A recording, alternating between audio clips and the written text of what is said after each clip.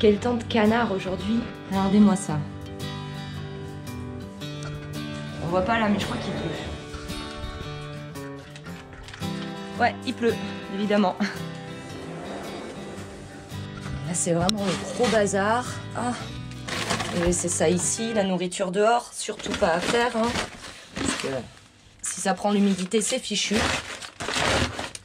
D'ailleurs, je tiens à vous dire ça, j'ai vu il y a pas longtemps quelqu'un qui a nourri ses poules avec des sacs de nourriture qu'il venait d'acheter, mais qui avaient moisi en fait. Et c'était juste le bas du sac qui était moisi. Sauf qu'il ne l'avait pas vu, et c'est en arrivant à la fin du sac qu'il s'en est rendu compte. Et c'est vrai que ces poules tombaient toutes raides mortes, les unes après les autres. Donc quand on stocke la nourriture, il faut vraiment bien le faire, parce que ça peut être fatal. On va voir comment se portent les canetons. Les canetons, non. Les poules. Les futurs poulets de chair. Oh là là! Comment ça va tout le monde? Alors? On a encore dû manger là? Alors, je sais plus combien de contenances on a là-dedans, mais je l'ai rempli hier matin. Regardez ce qui reste. Ça mange une quantité, ces petites bêtes. Tout le monde se porte bien? Oui? Allez, bon, regardez-moi ça. On va nettoyer tout ça. Je change l'eau 2 fois par jour parce qu'il y en a qui ont tendance à marcher dessus et à faire caca dedans. Donc il faut que l'eau soit propre en permanence. Charlie! Charlie! Charlie est devenu le protecteur, ou la protectrice, je sais pas, des poussins. Et alors? Et alors?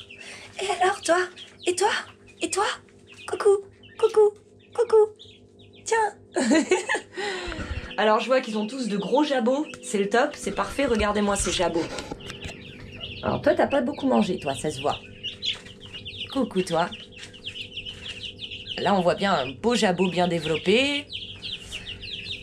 Pour les cailles elles vont aller dehors, je vais les y mettre là juste après parce que le monsieur du couvoir donc a regardé la vidéo où je reçois les poussins et il m'a envoyé des SMS pour me donner des conseils.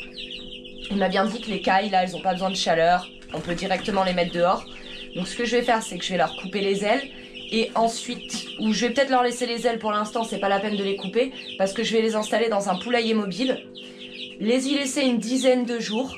Et comme ça, ensuite, je pense que je les mettrai en liberté. Parce que j'ai clairement pas... C'est pas 4 cailles, ça nous ferait 2 cailles chacun à manger. C'est pas... Voilà. Et surtout, je me dis, c'est des petites bêtes trop mignonnes. J'aimerais bien les avoir en liberté dans le terrain. Donc on verra s'ils restent. Je leur couperai les ailes avant de les libérer totalement. Mais là, on va les mettre dans le poulailler mobile. Avant ça, il faut refaire le plein de nourriture, nettoyer, changer l'eau et redonner du grit. On va faire ça tout de suite. Et remettre des copeaux de bois, bien sûr, partout au sol.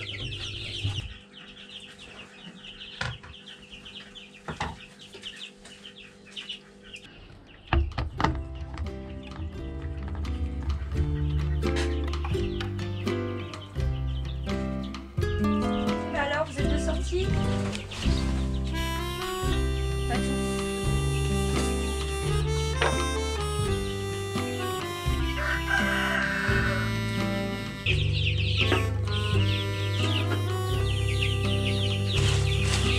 Alors, par contre, pour les copeaux, chose que j'ai jamais dit, c'est qu'il faut des copeaux qui soient dépoussiérés surtout. Parce que acheter des copeaux non dépoussiérés, répandez-les, vous verrez déjà ce que ça fait sur votre système respiratoire. Alors imaginez sur celui d'une poule qui a un système respiratoire plus fragile que le nôtre, et c'est d'autant pire sur des poussins puisque c'est quand même des toutes petites bébêtes. Alors copeaux dépoussiérés, ils seront plus chers forcément. J'en ai acheté d'autres dans les magasins de bricolage et ils n'étaient pas dépoussiérés. Au final j'ai perdu mon argent puisque j'ai pas pu m'en servir. Alors maintenant je paye un peu plus cher, mais au moins j'ai des copeaux de qualité.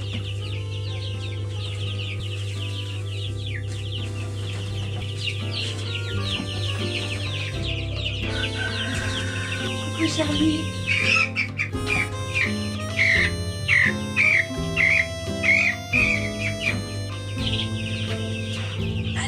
attention. Voilà. Regardez le patou. Alors là, il se dit, mais qu'est-ce que c'est que ces trucs tout ronds là? C'est louche ça. Patou, il faut pas qu'il parte, hein. D'accord?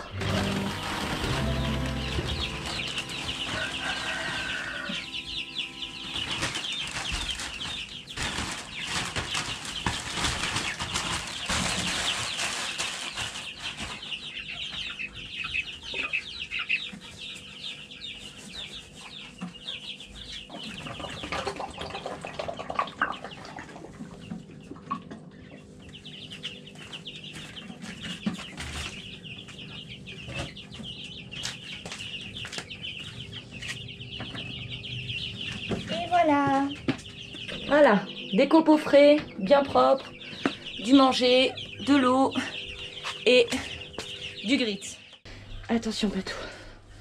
Oui Patou, t'as l'impression qu'on t'a pas vu. Mais oui, t'es le plus beau, mais oui. Alors ensuite, j'ai des choses à vous montrer. Car certaines choses ont changé. Les 2 canetons de Noël Smith & Wesson sont ici. J'aurais fait un enclos. Dans l'enclos qui nous permet d'éviter que les canards et les poules viennent dans la piscine. Donc ils ont toute cette zone. Ils ont le buisson derrière où ils peuvent se mettre au frais s'il fait chaud. Ils ont leur cabane ici, le manger. Et ça fait vraiment le tour de la piscine. Jusque là. Voilà. J'ai mis un coup de tondeuse quand même parce que l'herbe était vraiment haute et ils la mangent pas si elle est trop haute puisque c'est monté en graines, c'est pas bon. Donc j'ai mis un coup de tondeuse, mais normalement ils devraient pouvoir entretenir le truc suffisamment maintenant. Et alors, j'ai libéré Ivy et son caneton.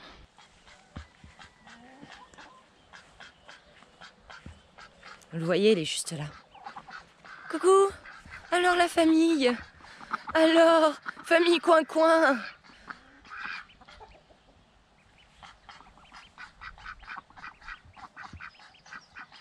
Je pensais que Donald serait agressif avec lui, et bien non, pas du tout. Quand je les ai libérés, Donald a pris immédiatement son rôle de père très à cœur et il protège son petit caneton. Je suis très contente. Ils ont passé la nuit tous ensemble dans le poulailler, au fond du jardin, dans leur maison. Et ce matin, par contre, j'ai retrouvé le caneton hors de la maison, qu'il a dû réussir à passer entre les barreaux de la porte. Et Ivy était en panique, bien sûr, et le caneton tournait autour du poulailler parce qu'il voulait pas quitter sa mère. On va apporter un peu d'eau fraîche aux poulettes. Oh bah, ça commence à se dégager un petit peu. On va pas se plaindre du temps, hein. Ça évite d'arroser le jardin. C'est toujours mieux. Donc Donald reste au fond là avec son bébé et sa femme. Très bien. J'ai passé le poulailler à la chaux comme recommandé et bon, vous allez voir, il est sale. J'ai fait exprès de pas le nettoyer pendant plusieurs jours parce que quand je en le nettoyant tous les jours, je retire quand même les acariens, j'évite qu'il y ait des invasions. Et là, je voulais vraiment m'assurer qu'avec la chaux, ça suffit. Donc j'ai pas nettoyé pendant quelques jours. Je vais pouvoir le nettoyer cet après-midi. Et comme vous pouvez voir, j'ai pas pu faire partout. Mais bon, j'ai fait les coins les plus stratégiques qui permettent de mener au bar. Donc de venir parasiter les poules la nuit, sur le côté là, en dessous bien sûr. Et le pondoir où j'ai vraiment insisté, j'ai mis une grosse couche. Là, j'ai pu faire ça avec 1 litre de chaux. Donc j'ai racheté 1 litre, évidemment. Alors la chaux que j'ai achetée, je l'ai prise sur Amazon parce que impossible d'en trouver dans un magasin de bricolage dans le coin. Comme il n'y a pas de jardinerie, donc le poulailler est passé à la chaux, c'est une très bonne chose, ça y est. Je vais repasser une couche pour finir vraiment de pouvoir tout passer à la chaux en fin de journée, aujourd'hui. Vous voulez de l'eau fraîche? Tenez.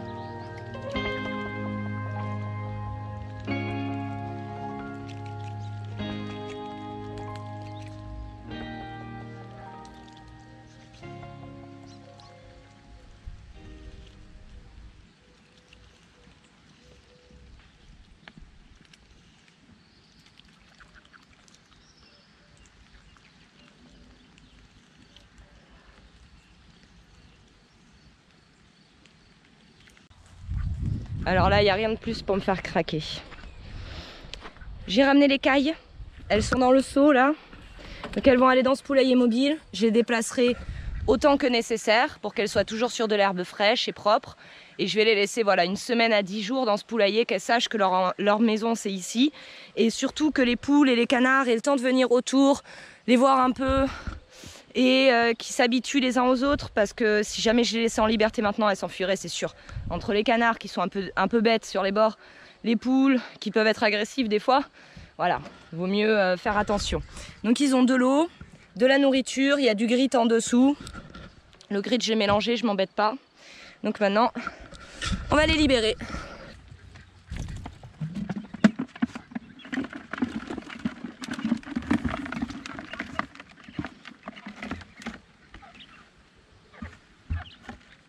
Et voilà.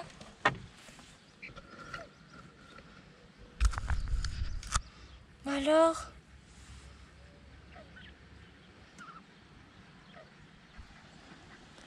je vous trouve un peu statique, hein. Renaud il dit que c'est vraiment bizarre les cailles, que c'est tout rond, ça a l'air louche. Moi je trouve ça marrant. Donc apparemment à taille adulte ça fait entre 16 et 18 cm. Donc ça devrait nous donner, je sais pas moi, à peu près ça. C'est tout petit. Je me dis que ça pourrait être très marrant de les avoir dans le jardin, en liberté, avec les autres volailles. Junior! Junior! Junior! Attention! Te mets pas au milieu mon caneton, te mets pas au milieu mon pépère. Junior! Oh, bébé il a peur. Junior! Voilà. Regardez, elle s'est fait complètement, je sais pas si vous pouvez voir d'ici, elle s'est fait complètement déplumer l'arrière de la tête, la pauvre. Parce Parce qu'alors, une fois qu'elle est ressortie, qu'elle était en liberté, Donald est un gentleman, il ne l'a pas grimpée, il la laisse tranquille, il la protège. D'ailleurs là, il repousse Junior. Hein. Par contre, Junior, lui, c'est vraiment un sauvage.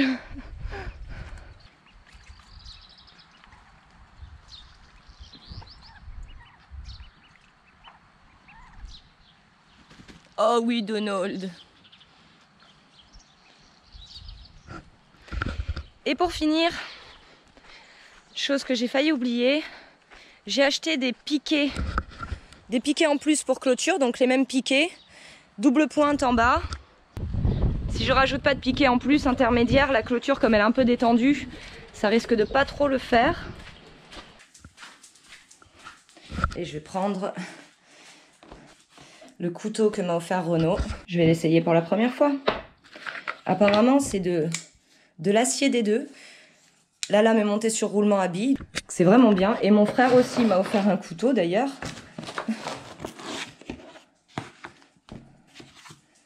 Couteau à pain.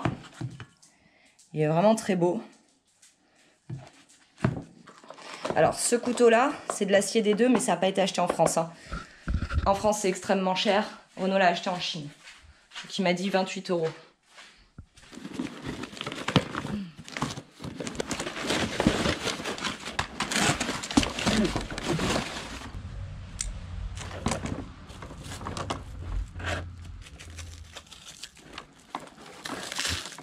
Qu'est-ce qui coupe bien? Apparemment, cet acier permet aussi de bien aiguiser les couteaux parce qu'ils se valent pas tous, bien sûr. Moi, j'ai un couteau Mora en acier inoxydable. Et alors, l'acier inoxydable à aiguiser, c'est une vraie galère. Et on n'arrive jamais à avoir un beau tranchant. Voilà, donc on en a 5 piquets. Par contre, vous voyez, ils sont vraiment vert pomme. Ils sont pas du tout de la couleur des piquets d'origine. Je sais pas pourquoi ils les ont pas fait noirs.